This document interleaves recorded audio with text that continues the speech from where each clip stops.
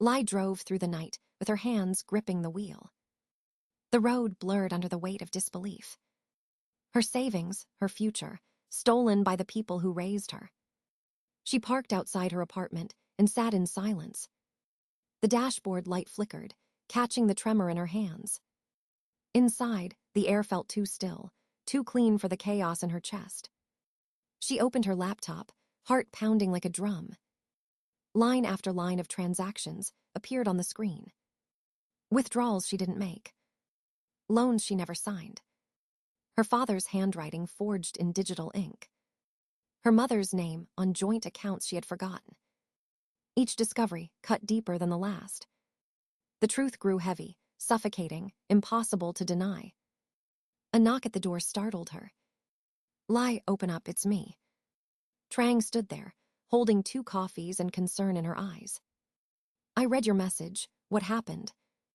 Lai handed her the phone, the screen still showing the drained balance. Trang's smile vanished. This is theft, not a mistake. Lai nodded, her throat too tight to speak. She pulled out a box of old files from under the table. Bank statements, tax returns, mortgage drafts. Evidence waiting to be organized into a case. Trang rolled up her sleeves. Let's make it count. An hour later, Nam arrived with his laptop. He was quiet, efficient, fingers flying across the keyboard. I'll trace every transfer, he said. Your parents used linked accounts. We'll follow the trail. Lai stared at the glowing screen as numbers unfolded like betrayal. Tiny withdrawals over years, too small to notice. $50 here, $70 there. All leading to the same destination, her sister's name. Letter 1EC7 came next, hair still damp from a late meeting. I brought property records, she said, spreading papers across the table. This signature, look, it's supposed to be yours. Lai leaned in. The handwriting was perfect, identical to her own. Her chest tightened. She remembered her father asking to borrow her ID once, for insurance papers. Now it all made sense. They hadn't borrowed trust, they had weaponized it. Trang poured more coffee, her tone steady. Then we fight back. Lai looked at the stack of papers, forming a wall between her and the past. Her anger cooled into focus. The accountant in her took control. Columns, timestamps, account IDs, each piece became a puzzle she could solve. Outside, dawn began to break. The first light slipped through the blinds, painting everything gold and gray. Lai saved the file, labeling it Case 0. Trang squeezed her shoulder. You're not alone in this. Lai exhaled slowly. No, she said, not anymore. For the first time that night, her fear began to fade. In its place grew something steadier, sharper, resolve. The family that betrayed her had built this mess with lies. She would tear it down with truth. Morning light spilled across the table covered in documents. Lai barely slept, her eyes red but determined. She opened a new folder titled Evidence. Each file inside was another cut from the people she once trusted. Trang arrived first, holding croissants in calm resolve. You need a lawyer, she said. Lai nodded, already scrolling through her contacts. Within an hour, she was on the phone with Ms. Han, a financial attorney. Her voice was cool and sharp, like precision itself. Bring everything. We'll start a formal complaint. Lai gathered the files into neat stacks, her movements mechanical. Every sound, the rustle of paper, the click of her pen, felt like armor forming. When she walked into Han's office, the air smelled of coffee and intent. The lawyer scanned the evidence, eyes narrowing with each page. They forged your signature multiple times, Han said. This qualifies as identity theft and wire fraud. The words landed like a verdict, not advice. Lai signed a statement, her name flowing firm and deliberate. For once, her signature was entirely her own. Outside, Nam waited with updates from his digital search. They moved money through 3 shell accounts, he said. I've locked down the trails. The banks will confirm. Lai felt a chill of both fear and empowerment. They had planned this for years, thinking she'd never notice. But they underestimated the daughter who lived in numbers. El-Letter-1-EC-7 joined them at a cafe near the courthouse. She slid a folder across the table. "Your parents refinanced their house using your credit," she said. Lai opened it. Her name sat under her father's signature like a ghost. The betrayal was now official, documented, undeniable.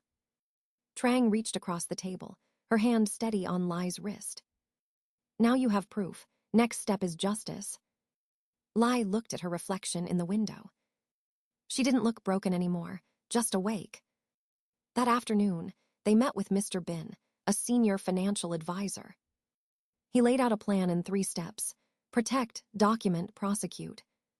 The words became their mantra. They froze all shared accounts, filed fraud alerts, and contacted the police. When Lai's mother called, her voice was sweet and trembling. "Honey, let's not make this ugly. We're family." Lai stared at the phone until the silence grew heavy.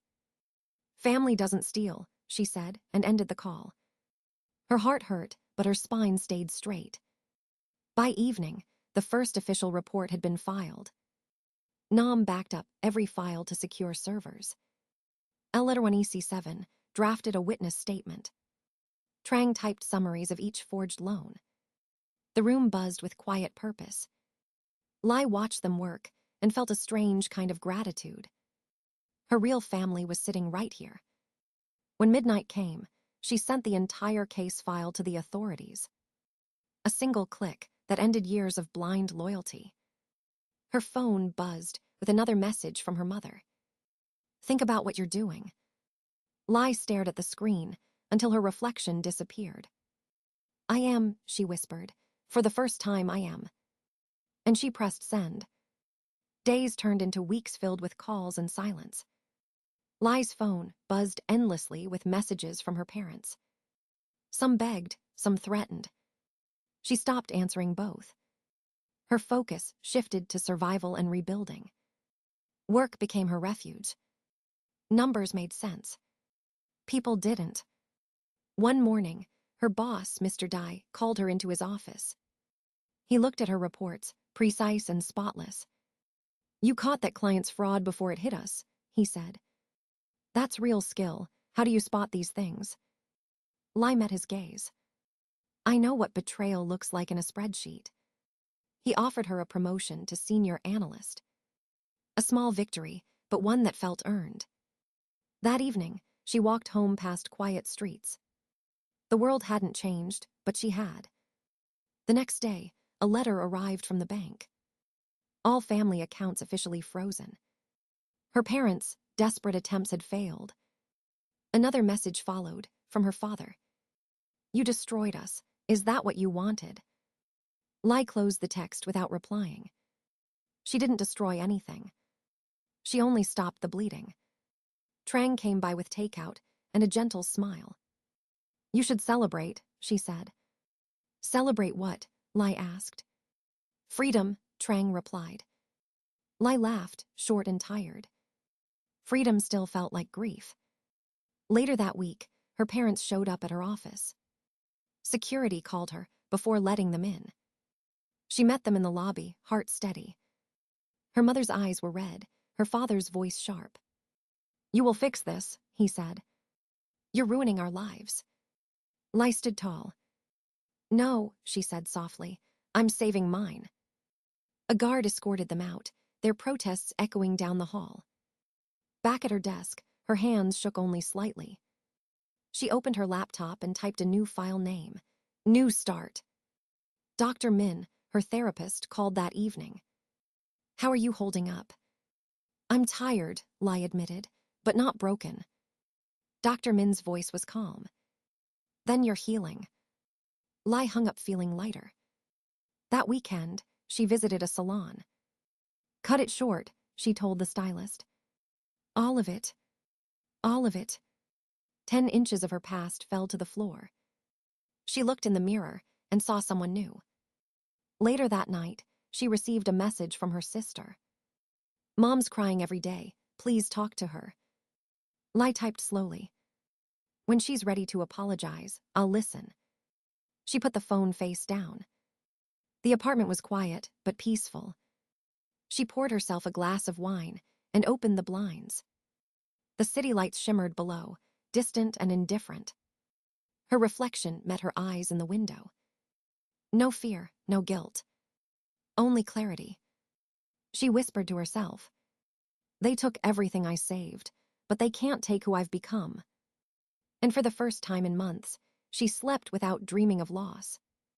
A thick envelope waited on Lai's doorstep one morning. Her name was written in elegant cursive she knew by heart. Grandmother Dung. Her chest tightened as she tore the seal open. Inside was a letter, a key, and a business card. "Contact Attorney Kwan. He will explain everything." Lai sat down, the paper trembling between her fingers. Her grandmother had been gone for 2 years. But her voice returned through the ink. "My dear Lai, I feared this would happen. I saw your father's habits long ago. I left something to protect you." Tears blurred the lines.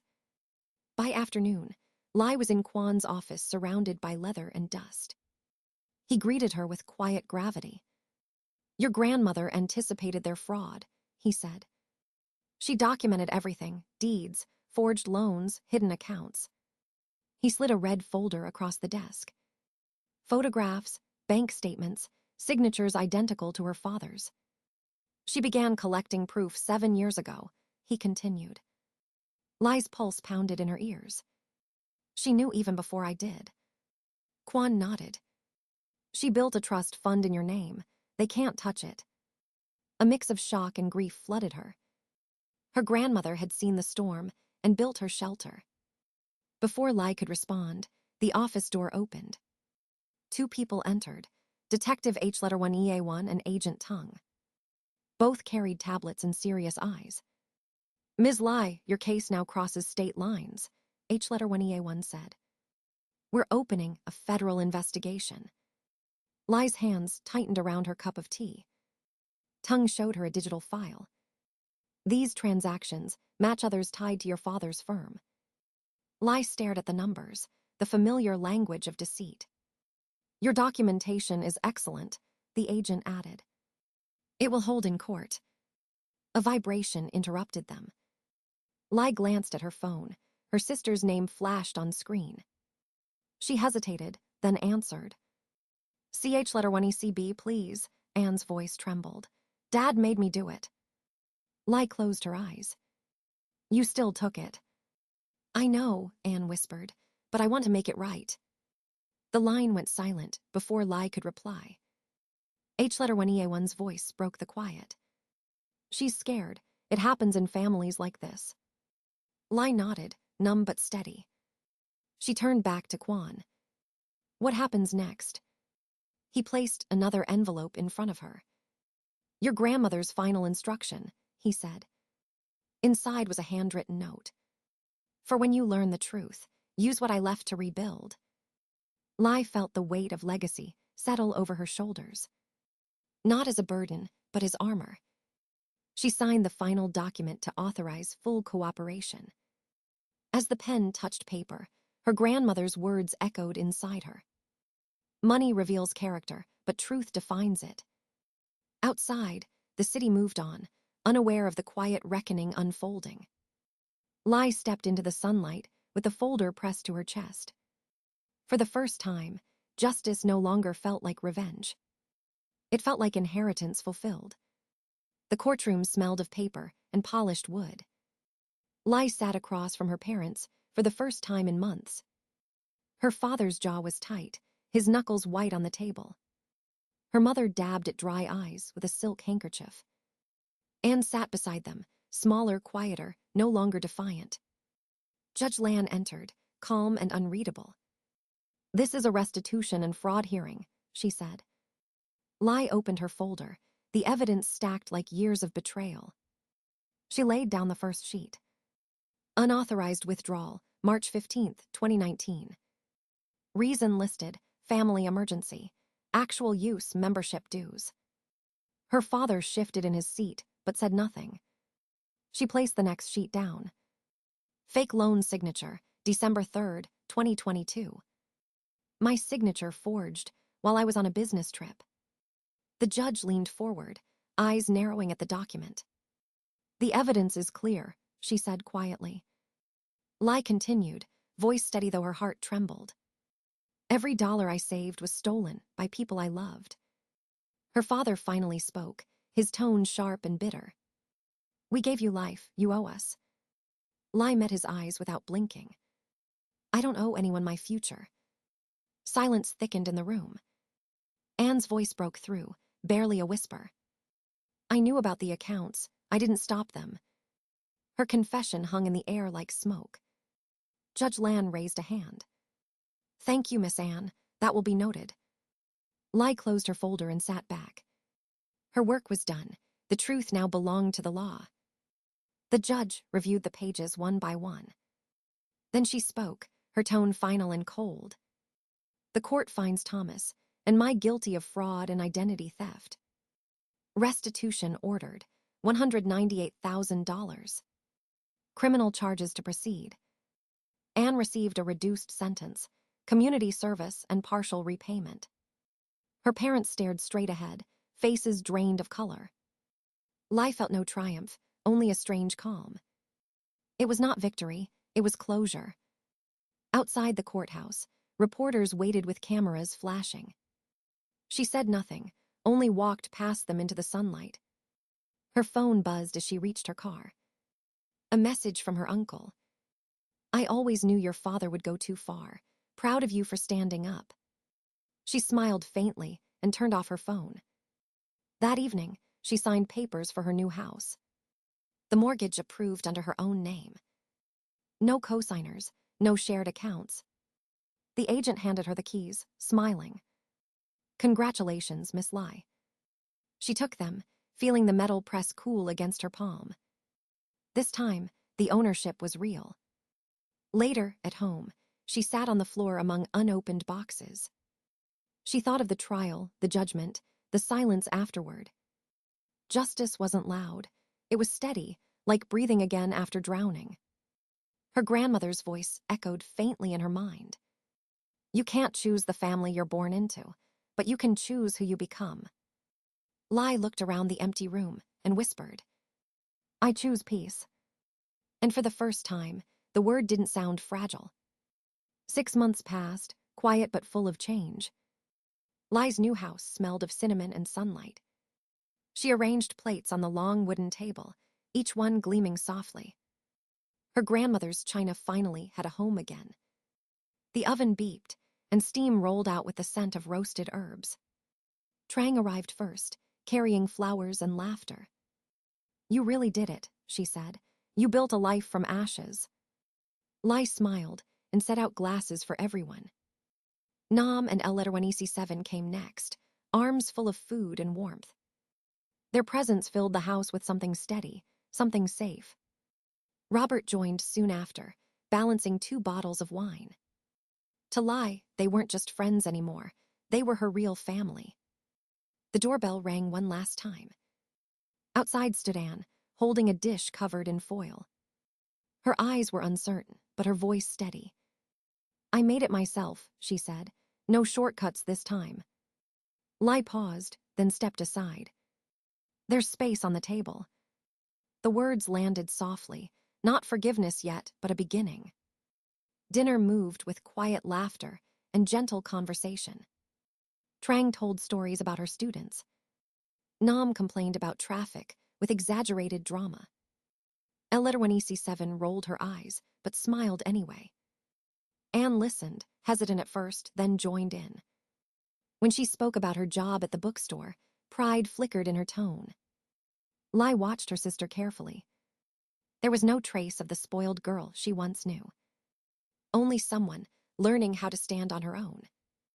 After dessert, Lai slipped into her office for a moment. The framed letter from grandmother, Dung, hung above her desk. Truth costs everything, but gives you back yourself. Beneath it sat photos of her community program. Dozens of people learning to protect their finances, to trust again. The scholarship fund she started now helped 2 students each year. She touched the frame gently, grateful and grounded.